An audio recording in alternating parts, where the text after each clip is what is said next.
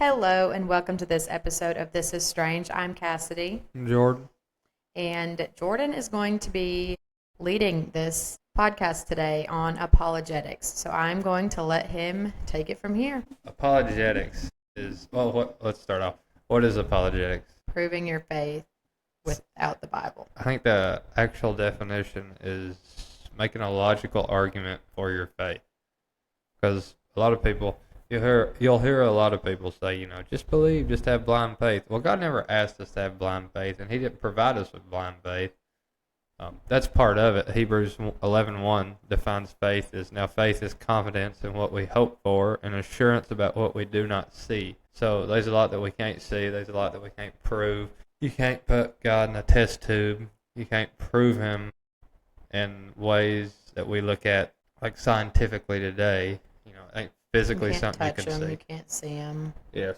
But that is why He entered human history in the form of Jesus Christ. So we could see Him, we could touch Him, we could have a physical person to look back on and say, this is God, this is what God's like, relate to better, understand better. And I'd say vice versa, that He understands us better. I mean, He's all knowing. I'm careful when I say that, but like from the human aspect, when Jesus come, He could relate to us better, so He could be that great mediator for us. He could say, I've been there, I know what that temptation's like.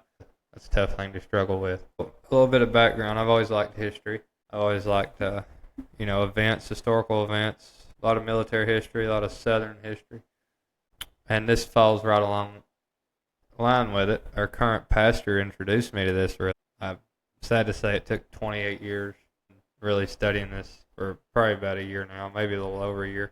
It took 28 years to, get a hold of it, and it's been a real blessing, and it's real strengthening, especially in times of doubt or times of questions. You can fall back on that because there is that physical proof out there. There is that historical proof, that archaeological proof. It ain't just a blind faith. And John chapter 7 verse 5 tells us, for even His brothers did not believe in Him. So it wasn't like everybody was just all on board with Jesus, the minute they met Him. No, His own family, thought He was crazy. Especially James, who, went to lead the first mega church, per se, by being ahead of the church in Jerusalem. So something dramatic happened with this historical figure, Jesus. This God man. Something dramatic happened. And we've got proof and we've got evidence of that. Some of my favorites are Jesus heals this little boy who's been possessed by a spirit. His dad's at his wit's end. He's probably tried everything. And if you've ever had a sick kid, as a parent, you know the end you will go to make sure that child is better. And that's where this dad was at. So he brings him to Jesus, and Jesus tells him, belief is what you need. Actually, everything is possible for one who believes, is what Jesus says. The man looks at Jesus and says, I do believe. Help me overcome my unbelief.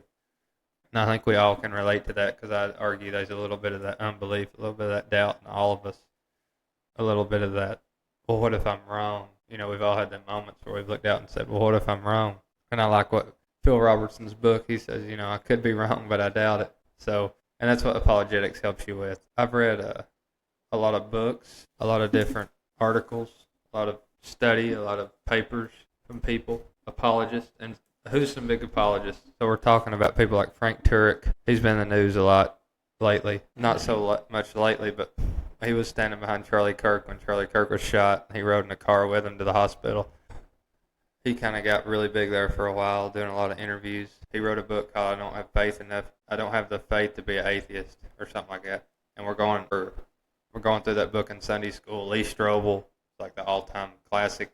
He wrote Case for Christ. They made a great movie about it. Jeremiah Johnston, that's a book I've read recently. I'd encourage you to get that. It's called The Jesus Discoveries. It's 10 historic finds, and it goes over stuff like the Shroud of Turin. He's a big Shroud of Turin guy. Who, you know anything about the Shroud of Turin? I know we've talked about it. I know you've probably listened to me drone on. It's supposedly the burial cloth of Jesus Christ, which is weird. This is a Baptist preacher, Jeremiah Johnston. That's a weird Baptist position to take. But I've come to about a firm belief that the Shroud of Turin's the moment of resurrection.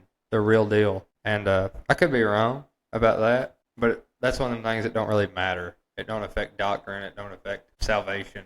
It affects none of that. So the Shroud of Turin, I think, is real, but I encourage everybody else to look at it and come to their own conclusions.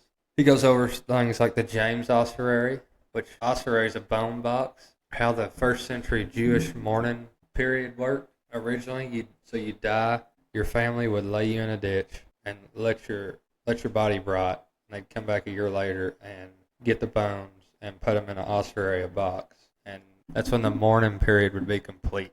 Later on, it went to laying them in a tomb and then letting them rot, and then or letting the flesh decay, and then they'd come back and collect them and put them in like a mausoleum type thing. And like the early 2000s, I think 2002, a private collector come up with this ossuary, and the description said, James, son of Joseph, brother of Jesus, which is an odd thing to say. Not so much the son of Joseph part, but the brother of Jesus. Unless your brother was really well known, they wouldn't put your brother on your gravestone. How many people do you know that? John Smith, brother of Jack, son of. A lot of times you'll see son of Mr. and Mrs. whatever, but rarely will you see brother of so-and-so. So, and a lot of people didn't think this was real. A lot of people didn't think this is authentic. And it can't be proved that this is the James, the Bible. But it's, James, son of Joseph, brother of Yahshua. That's a pretty profound inscription. And if it's true, it's the first physical piece of evidence we can connect to Jesus' earthly family. And that's a big deal. And now most people do agree that inscription, at least, is authentic. That's the real deal, because it did come out of a private collection. So you've got to take that with a grain of salt. The Shroud of Turin is a Catholic. And I want to go back to that for a second. The Shroud of Turin is not a Catholic relic.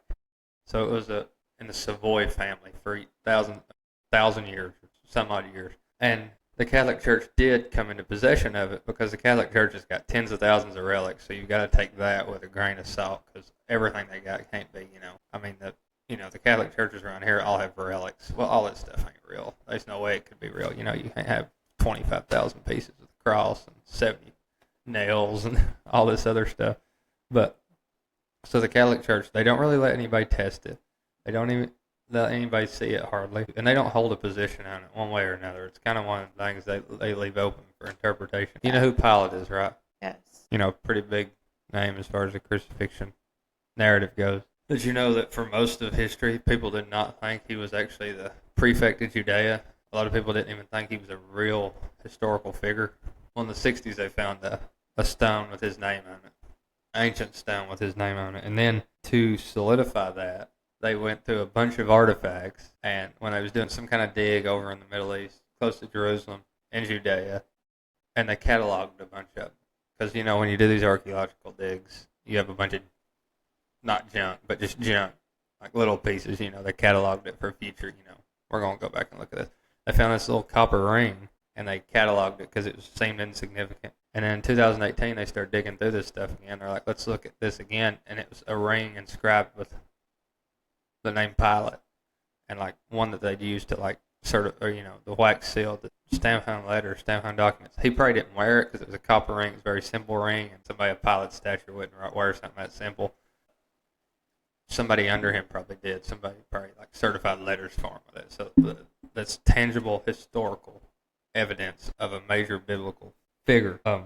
And there's 10 of them in this book, and I'd encourage anybody to get this book. It's called The Jesus Discoveries by Jeremiah J. Johnston. He's a Baptist preacher. He does a lot of podcasts, a lot of interviews. I'd encourage you to read about that. Look at that. Look into that. It's kind of like we've had this discussion. And as far as apologetics, I would argue the inventor of apologetics is Jesus Christ himself.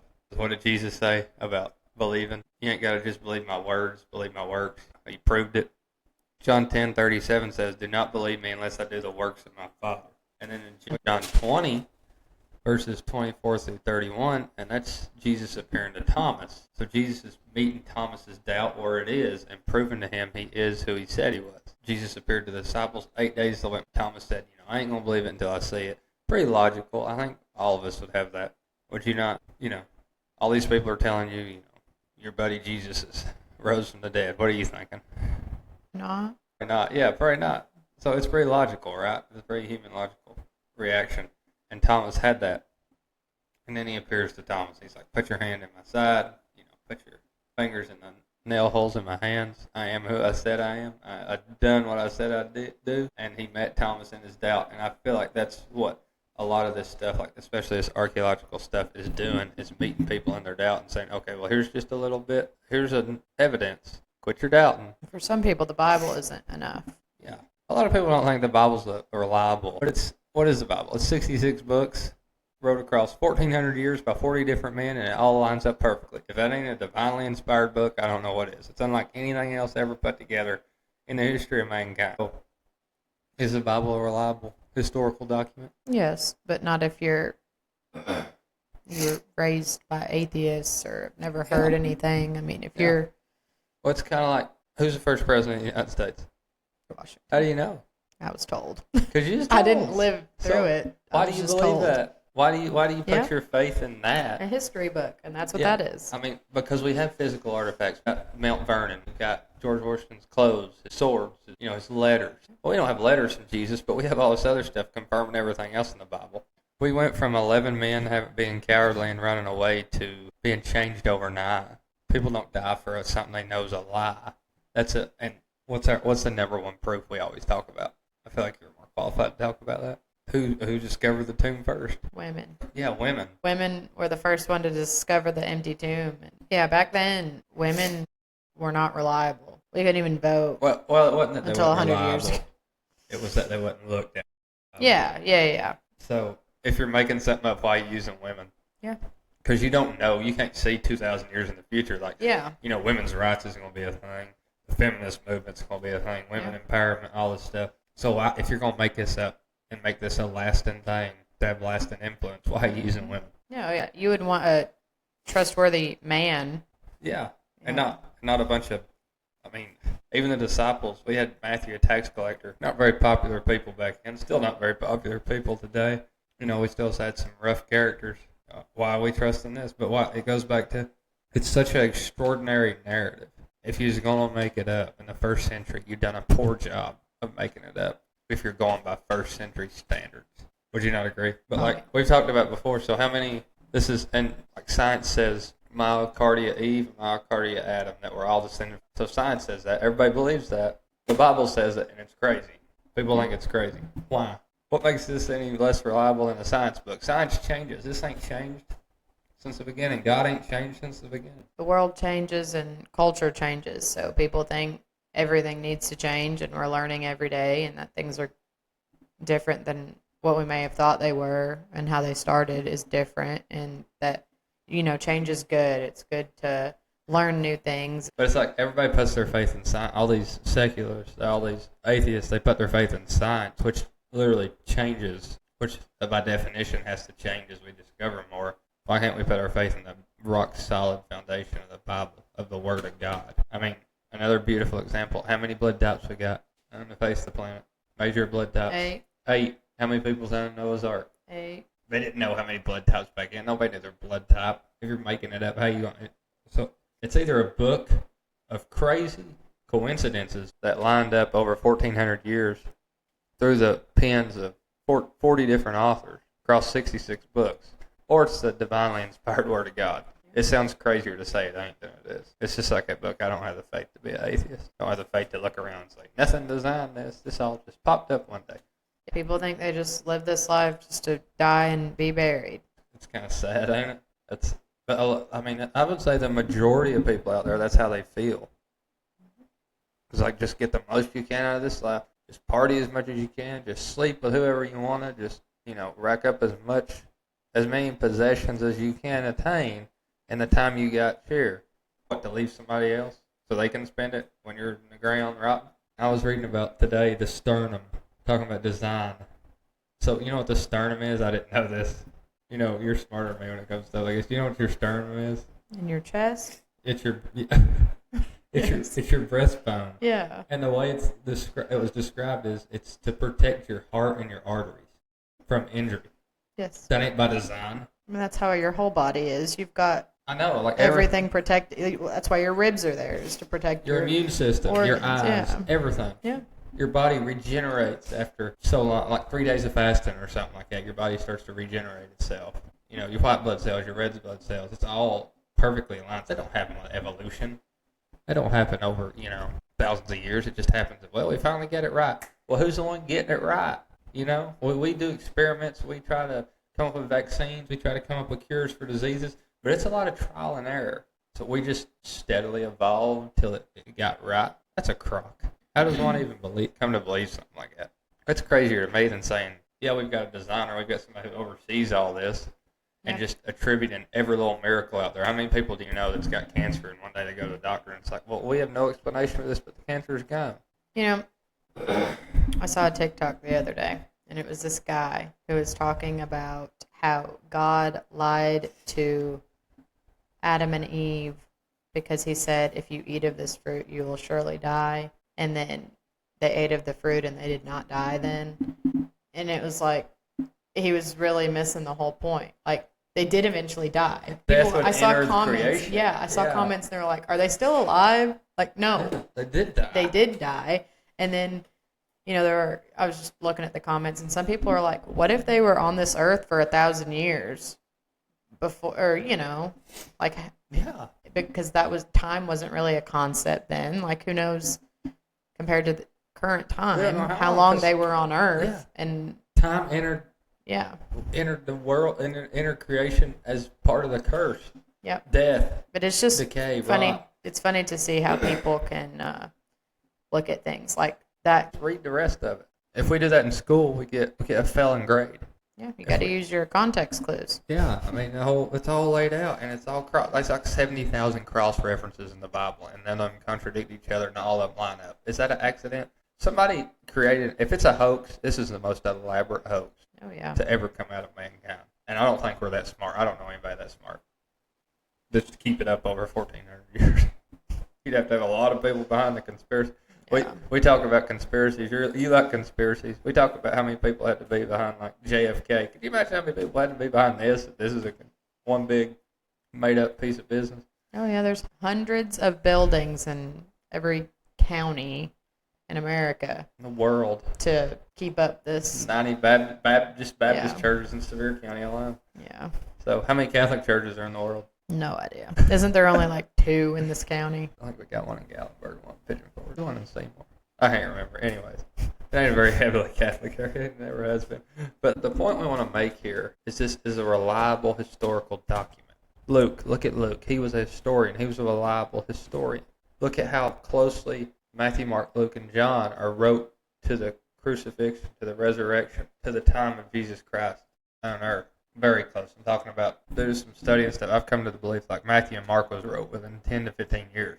The latest is John. Some people date it really late. I'm talking about like 100 AD. That's still 70 years. I think that the earliest we have of Alexander the Great's like 400 years after his death. Julius Caesar is a couple hundred years after. And we don't even question these guys. We're like, oh yeah, they happened. They're real. They're real. Look at like the history books in school and the people who write them. They weren't living during any of that. I'm glad you brought up history. If you go back into history, like World War II, the Civil War, American Revolution, the winner always writes the history books.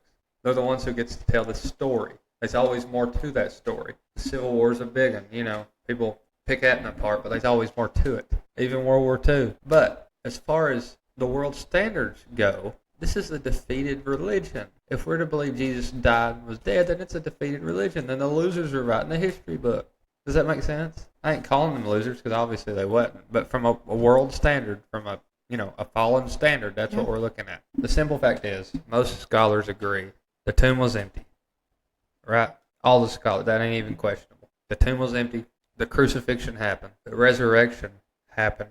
It's a pretty well-known historical fact. Jesus' miracles are a historical fact.